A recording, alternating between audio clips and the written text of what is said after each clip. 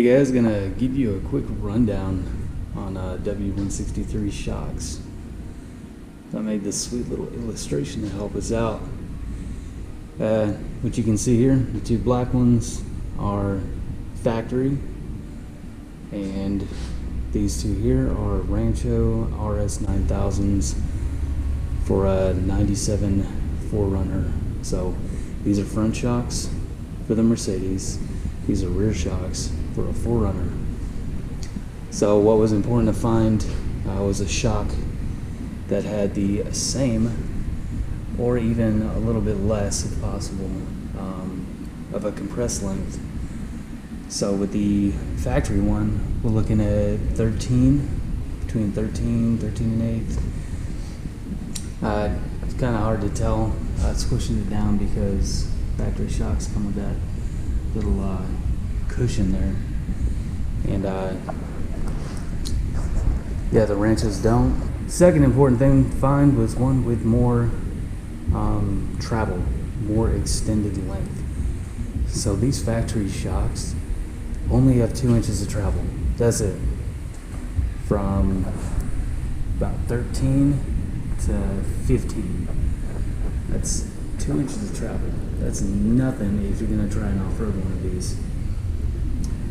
And the Ranchos, we're looking at 7, so from 13 and a half all the way up to 20.5.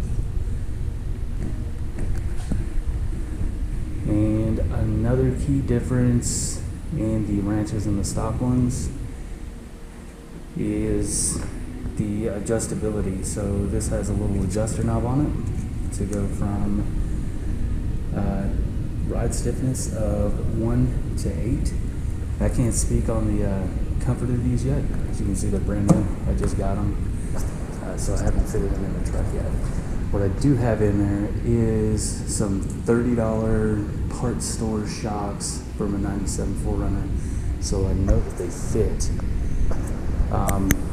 This is probably a mid-grade shock, the Rancho. I mean, if you're gonna go nuts with it, and you can go up to Kings or Fox, Icons. I mean, there's tons of stuff out there for that 4Runner, and it's pretty cool. We can use the 4Runner shocks on the W163 with a little bit of modification. I mean, super minimal. This is it. It's a little metal bushing. As you can see, that hole there is 0.75 inch, so 3/4 of an inch versus the NL, which already has a bushing pressed into it, and it's a 1/2 inch inner diameter. So all I gotta do is cut these down and push it in. The nice snug fit, and it's same inner diameter, but it's exactly the same between these two. I don't know, what are we on? Difference number 3 is the fact that the shock body on the Rancho is 2 inches in circumference. I'm sorry, 2 inches in diameter. So it's a bit wider than these ones, which are at 1 3/4 inches in width.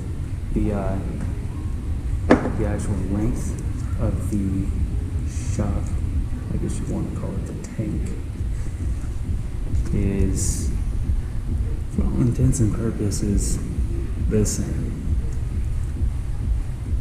The tank itself is the same. The shock body is the same. The Rancho is just a little bit wider, and what that does is allow for more fluid in there, so better cooling. These things are going to get worn out real quick off-roading, going over bouncy terrain, and that stands true for the ones that I have in there right now. Those blue ones that you may have seen in all the videos and pictures and stuff, those $30, I think I got them from O'Reilly's. I just wanted to see if they fit. Yeah, so with the Ranchos, what you get, not really one for unboxing video, so there you go, some cool little dust covers to the cylinder, upper and lower bushings, the washers, the nuts, and you get a sticker to stick on there if you want to, so they don't come with stickers on there for some reason. Probably some really high cost savings on there and not having to put a sticker on it. So is there such thing as too much travel? Yeah. Oh yeah, there is. If you have too much travel, you can run into binding issues with the suspension. You're putting a higher load, because what's stopping your down travel, if it's not the shock, is going to be your ball joints or your CV axle binding, something of that to that nature. But I haven't noticed any issues. Is there any?